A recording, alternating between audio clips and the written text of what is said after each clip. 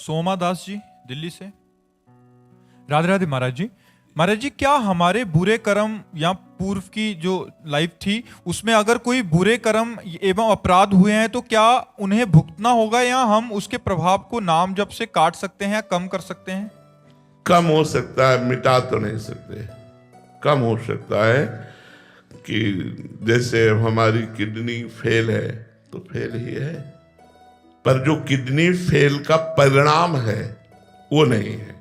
जैसे kidney fail का परिणाम पड़े रहना, पीड़ित होकर के खिन्न रहना, एकदम डिप्रेशन में से बने रहना, वो नहीं है। हम नित्य निरंतर उत्साहित रहते हैं, हमारे शरीर में एक अलौकिक ऊर्जा रहती है। हम देखो घंटों से लगे हैं। हमारी जो पर्सनल साधना है वो तो सुबह से शुरू ही है, सुबह के अर्धरात्रि से, और फिर आपकी समाज सेवा 5:30 बजे से शुरू हो जाती है और अनवरत चलती है। अनवरत बोलना है, प्यास लगी है, पानी नहीं है, क्योंकि हम पानी बहुत लिमिट पीना पड़ेगा किडनी डायलिसिस के लिए। तो किडनी फेल है पर उसका प्रभाव हमको प्रभावित नहीं कर पा रहा, ये नाम का प्रभाव है। तो नाम हमारे को सहने की सामर्थ्य देता है। नाम रोग या विपत्ति या दुख के कष्ट के प्रभाव को कम कर देता है, पूर्व के बन गए प्रारब्ध को मिटाता नहीं है। मिटा भी सकता है तब जब भगवत प्राप्ति का लक्ष्य नहीं होगा। अगर भगवत प्राप्ति का लक्ष्य बन गया है तो भोगना पड़ेगा, नहीं तो कौन सा ऐसा कार्य है जो भजन से ना हो सके? क्या नहीं हो सकता भजन। एक संत भगवान थे, तो बड़े सिद्ध महापुरुष, एक गरीब आदमी जाता और कहता, महाराज हमारे कैंसर हो गया है, पूरा परिवार चलाता हूं, अगर मैं मर गया तो पूरा परिवार हमारा बिखर जाएगा, चलो ऐसे कह देते, चलो। वो रोज आकर के बैठ जाता। तो एक दिन कुल्ला कर रहे थे, ऐसे कुल्ले का पी कैसे, बोले जाओ कैंसर खत्म। कैंसर उनका खत्म, और उन्होंने उनका कैंसर अपने पैर पे ले लिया। फिर इतना पैर उनका कटवाना पड़ा, इतना पैर। महापुरुषों का हृदय कितना करुणामय कि उस रोग को अपने ऊपर लेकर स्वयं अपना पैर कटवा दिया और उसको ठीक कर दिया। तो भजन बल बचा करके शरीर में भोग लिया और भजन बल से परम धाम गए। अगर परम धाम जाने का लक्ष्य ना हो, भजन किया जाए कि तो क्या नहीं हो सकता, क्या नहीं हो सकता भजन से। लेकिन जब भजन प्रारब्ध मिटाने लायक होता है तब ये इच्छा नहीं रह जाती प्रारब्ध मिटाने की, और जब तक भजन प्रारब्ध मिटाने लायक नहीं होता तब तक इच्छा रहती है। जैसे ब्रह्मास्त्र का प्रयोग मच्छर मारने के लिए नहीं किया जाता, ऐसे भजन का प्रयोग रोगों के मिटाने के लिए नहीं किया जाता, क्योंकि पता है कि ये शरीर तो मरेगा, आज नहीं तो कल मरेगा। हम इस भजन से भगवत प्राप्ति कर लेते हैं, जन्म मरण के चक्र को मिटा देते हैं। तो भजन प्रारब्ध को मिटा सकता है पर भगवत प्राप्ति फिर नहीं होगी। इसलिए हम प्रारब्ध को भोगने की शक्ति, प्रारब्ध को कब भोगने की शक्ति, ये भजन के प्रभाव से अपने आप मिल जाती है, और भजन से भगवान की प्राप्ति होती है। श्री राधा वल्लभ लाल की। रिया जी झारखंड से। राधे राधे महाराज जी। महाराज जी, यदि भगवान हमसे कुछ नहीं चाहते तो फिर हमसे भक्ति करवाने का उनका उद्देश्य क्या है? आपकी दुर्वासनाएं नष्ट करना। क्योंकि यदि सत्कर्म नहीं करोगे तो कर्म तो होगा, असत कर्म होने लगेगा, गंदे आचरण होने लगेंगे, गंदे भोग होने लगेंगे, गंदे विचार होने लगेंगे। और गंदे भोग, गंदे आचरण, गंदे विचार निगेटिव भाव को जन्म देते हैं। निगेटिव भाव आपको डिप्रेशन में करने तक पहुंचा देगा। इसलिए भगवान आपको सत्कर्म करने को कहते हैं कि आप सत्कर्म कीजिए तो आपका पॉजिटिव विचार आपको परमानंद तक पहुंचा देगा। जैसे निगेटिव विचार बढ़ जाए तो तक पहुंचा देता है, ऐसे पॉजिटिव विचार आपको परमानंद तक पहुंचा देगा। आपको शुद्ध करने के लिए, आपको आनंदित करने के लिए, आपके विचार पावन करने के लिए, आपका जीवन महान बनाने के लिए भगवान ने भक्ति करने की आज्ञा दी है। मन मना भव मद भक्तो माद्याजी माम नमस्कुरु। मेरा भक्त बन, मेरे को नमस्कार कर, मेरी पूजा कर, मेरा अनन्य भाव से स्मरण कर। इसलिए भगवान ने ऐसा आदेश किया। अगर भगवान ऐसा आदेश न करते तो हम गर्त में चले जाते, हम गलत मार्गों में चले जाते हैं। और जो भगवान का आश्रय नहीं लिए, अध्यात्म से अपरिचित है, उनका जीवन बड़ा नरक जीवन है, बड़ा अशांत जीवन है, बड़ा दुखमय जीवन है, समाज को दुख देने वाला जीवन है। इसलिए भगवान ने हमें भक्ति का आदेश किया। नैन्सी जी कटनी से, राधे राधे महाराज जी। महाराज जी, मेरा प्रश्न है कि ये कृपा और प्रेम का आनंद सबको क्यों अनुभव नहीं होता? परिवारजन ये समझ ही नहीं पा रहे कि मुझे ये प्रतिकूलता लग रहा है कि भगवान ने गीता जी में कहा है कि भोगेश्वर प्रसक्ता नाम तयापहृत चेतसाम व्यवसायत्मिका बुद्धि समाधो न विधीयते। जिसकी बुद्धि भोग में लगी हुई है, ऐश्वर्य मान प्रतिष्ठा में लगी हुई है, वो भगवान के भजन में नहीं लगती, उनका भगवत प्राप्ति लक्ष्य नहीं बनता। इसलिए समझाने पर भी उनकी समझ में नहीं आता। इतनी बात केवल उनको समझ में आती है कि रुपया कैसे बढ़े, हमें भोग सामग्री कैसे मिले, इतनी मांग होती है। उसी मांग के लिए वो पूजा भी कर सकते हैं, लेकिन उनको भगवत प्राप्ति, परमानंद की प्राप्ति या मोक्ष प्राप्ति आदि का कोई संकल्प नहीं रहता, कोई उद्देश्य नहीं रहता। कारण है भोग और ऐश्वर्य के द्वारा उनके चित्त का अपहरण कर लिया गया है। जो भोग और ऐश्वर्य का गुलाम बन चुका है, वो भगवत प्राप्ति का लक्ष्य नहीं कर सकता। यदि उसे भी सत्संग मिल जाए और वो लक्ष्य बना ले, तो भोग और ऐश्वर्य को परास्त करके भगवान की प्राप्ति कर सकता है। तो प्रायः लोग भोग और ऐश्वर्य में लगे हुए हैं, इसलिए चित्त वृत्ति भगवान में नहीं लग रही। वैसे भगवान की तो सब पर बराबर दया है, बराबर कृपा है। भगवान कहते हैं स्वयं, सब पर मोरी बराबर दया। सब पर भगवान बराबर दया कर रहे हैं।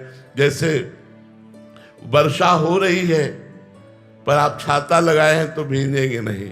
तो कृपा की वर्षा हो रही है, पर आपके अंदर अहंकार का, काम क्रोध लोभ मोह का एक छाता लगा हुआ है, जिससे आप भींग नहीं रहे हो।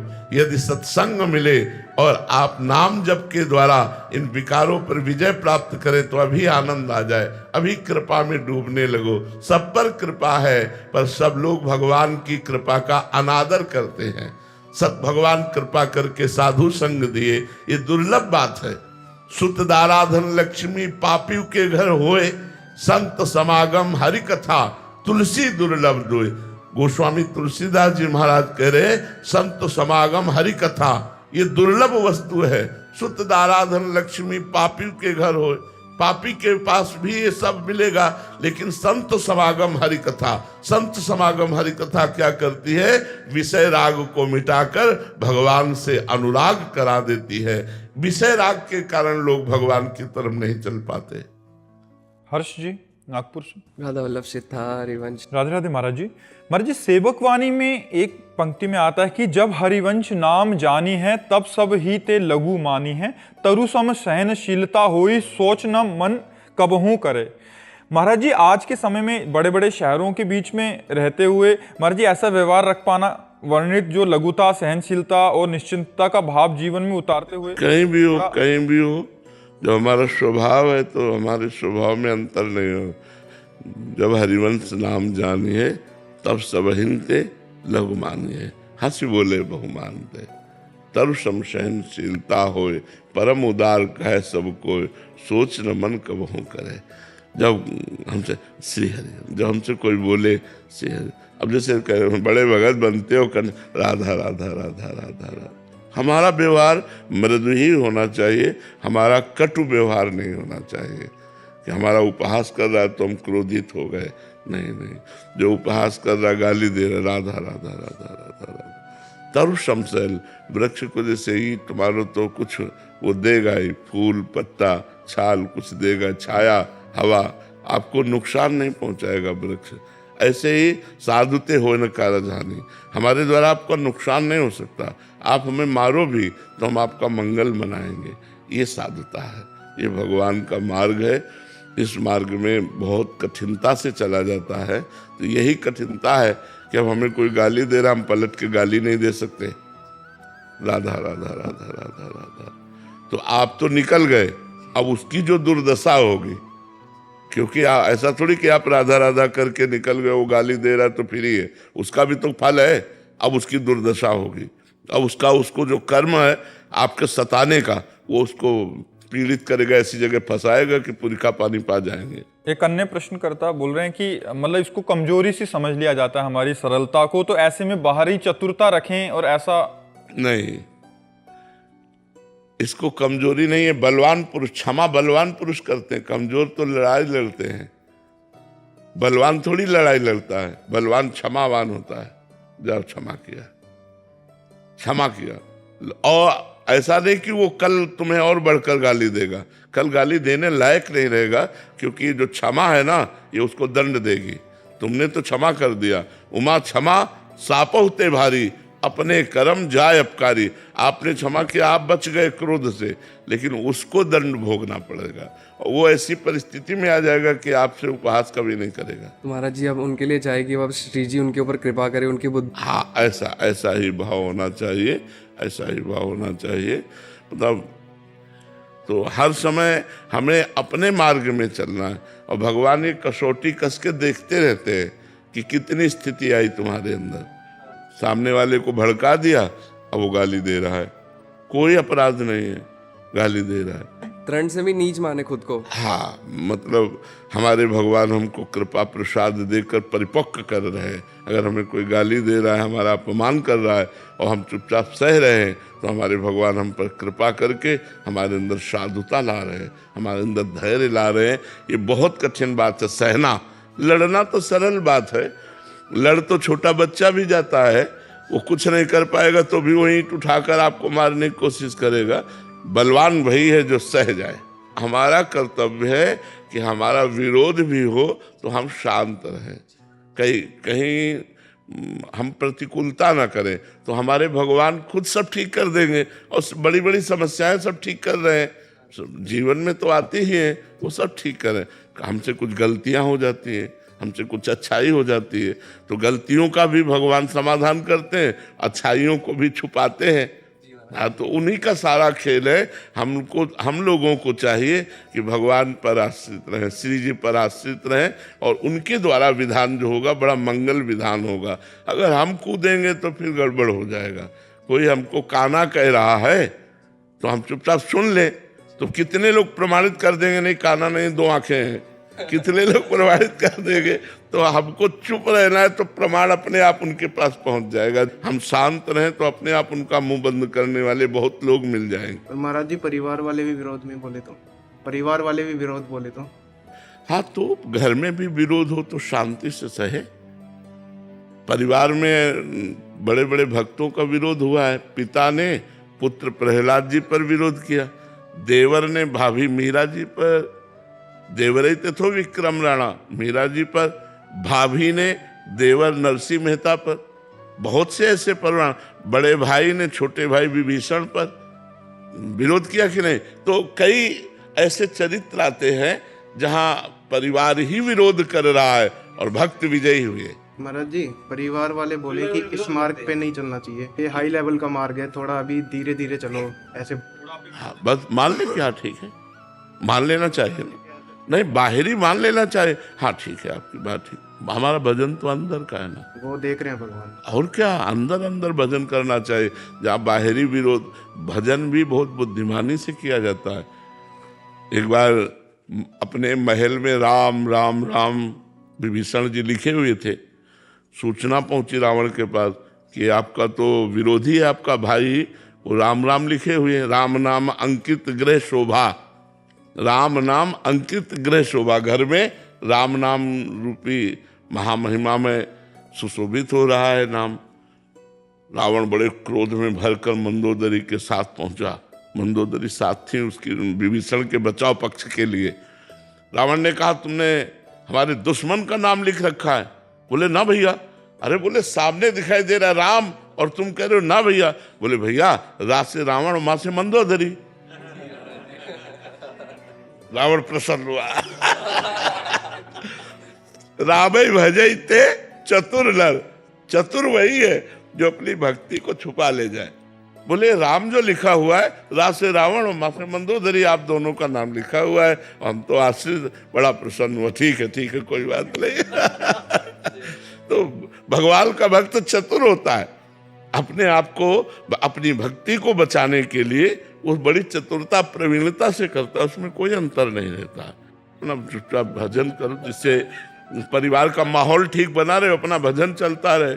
लड़ाई झगड़ा भक्ति नहीं सिखाती, लड़ाई झगड़ा नहीं सिखाती, धीरे धीरे चलो। ठीक। सीमा जी। राधे राधे महाराज जी। महाराज जी, क्या गायत्री मंत्र का जाप नाम जपने के बराबर ही है? पहली बात तो यज्ञोपवीत संस्कार, वैदिक मंत्र में प्रवेश यज्ञोपवीत संस्कार से ही होता है। गायत्री महापवित्र वैदिक मंत्र है, तो गुरु के द्वारा प्रदत्त होना और पवित्र अवस्था में बैठ करके उसका अनुष्ठान करना, तो फिर वो भगवान की तरफ ले जाता। वैदिक मंत्र है, परम पवित्र मंत्र, जिसका अनुष्ठान करने पर बुद्धि परमात्मा में स्थित होती है। उसके लिए पवित्रता और संविधान, ऐसे नहीं चलते फिरते और गुरु मंत्र नहीं मिला और आप जप रहे, ऐसे नहीं। वो गुरु के द्वारा प्रदत्त हो वैदिक सिद्धांत के अनुसार, और वो संध्या वंदन करते हुए फिर गायत्री का जप है। अगर ऐसा करे तो लाभ प्राप्त होता है। नितिन जी, यूएसएस। राधे राधे महाराज जी। महाराज जी, भक्ति मार्ग पर चलते हुए संभ्रम होता है, भक्ति करते समय कमाएं या सर्व छोड़कर निश्चिंत होकर प्रभु के मार्ग में लगे। छोड़ना है गलत आचरण, सत्कर्मों का तो अनुष्ठान करना है। जैसे आप कोई सर्विस कर रहे हो, या आप किसानी कर रहे हो, या व्यापार कर रहे हो, ये छोड़ने के लिए कहीं आदेश नहीं है। कर्मण्येवाधिकारस्ते मा फलेषु कदाचन। अपने कर्म को करो, परिणाम भगवान के हाथ में दे दो और खुद नाम जप करो। भक्ति का मतलब एकांत में बैठना नहीं है। भक्ति का मतलब एकांतिक हृदय भगवान में लगना है। समाज में रहते हुए, सब कार्य करते हुए भगवान का नाम जप कर रहे हैं। छोड़ना है गलत आचरण। भोजन पाओ पर गंदा भोजन छोड़ दो, मांस अंडा अपवित्र भोजन छोड़ दो। खूब सुंदर जल पियो, अच्छे पेय पदार्थ, जूस है और सूप है सब, लेकिन शराब मत पियो। भगवान को अर्पित करके अपने जीवन को चलाओ। हर कर्म भगवान को कृष्णार्पणमस्तु, नाम जप, महान भक्ति हो रही है। भाग के कहाँ जाओगे? छोड़ के बैठने से भक्ति थोड़ी होती है। ठाकुर सेवा, घर के परिवार की सेवा, समाज सेवा, ये सब हमें करना है, हमें छोड़ना नहीं है। हमें छोड़ना है गलत आचरण, गलत चिंतन, गलत व्यवहार, और अपने परिवार की भी भगवत भाव से सेवा करनी है। तो हमें धन कमाना है, तो हम धर्म से धन कमाएं, परिवार की, समाज की सेवा करें और नाम जप करें। इसी का तो नाम भक्ति है। लोग भक्ति का मतलब समझ रहे हैं कि अपने कार्यों को छोड़ देना। ऐसा नहीं है, ऐसा कहीं नहीं लिखा और ऐसा कहीं आदेश नहीं है। अगर जो ऐसा आदेश करते हैं वो लोग समझते नहीं हैं, वो अभी सही उपदेश नहीं दे रहे। सही उपदेश का स्वरूप यही है कि आप अपने कर्तव्य का पालन करते हुए, भगवान का नाम जप करते हुए धर्म पूर्वक चलिए। अधर्माचरणों का, पापाचरणों का, गलत आचरणों का त्याग कीजिए, सत्कर्मों का नहीं। सत्कर्मों का त्याग करने से आप भ्रष्ट हो जाएंगे। जो आपके अंदर अभी भक्ति आई है, भाव आया है, वो भी पतित हो जाएगा, वो भी अंतर ध्यान हो जाएगा। सत्कर्म करने, आलसी प्रमादी भक्त नहीं होता, भक्त सेवा परायण होता है। भज धातु सेवायाम, भक्ति और भजन का मतलब ही है सेवा। माता पिता की सेवा, परिवार की सेवा, समाज की सेवा, पर हर सेवा को भगवत भाव से करें और नाम जप करें। समझ पा रहे? डॉक्टर सोनू शर्मा जी। राधे राधे महाराज जी। महाराज जी, सच्ची भक्ति परिस्थिति बदलने से आती है या दृष्टि बदलने से? सच्ची भक्ति परिस्थिति बदलने से नहीं आती, उद्देश्य बदलने से आती है। हमारा जीवन कैसी भी परिस्थिति में हो, हमारा उद्देश्य यदि भगवत प्रसन्नता, भगवत प्राप्ति है, तो परिस्थिति कोई माने नहीं रखती। अगर हम सोचे कि अनुकूलता में भजन हो तो लाखों लोगों को अनुकूलता प्राप्त है और भजन परायण नहीं है। हम सोचे प्रतिकूलता में भजन हो तो करोड़ों लोगों को प्रतिकूलताएं प्राप्त है, लेकिन भजन नहीं है। अनुकूलता और प्रतिकूलता भजन में कोई महत्व नहीं रखती। उद्देश्य, यदि हमारा भजन उद्देश्य है तो अनुकूलता में दया का अनुभव करते हुए भजन करते हैं और प्रतिकूलता में कृपा का अनुभव करते हुए भजन करते हैं। हमारा उद्देश्य महान होना चाहिए। लक्ष्य ही भगवत प्राप्ति का जो बनता है वो हृदय में ऐसी सामर्थ्य दे देता है कि हम अनुकूलता प्रतिकूलता दोनों को रौंदते हुए समतुलता में पहुंचे। समता भगवान का स्वरूप है।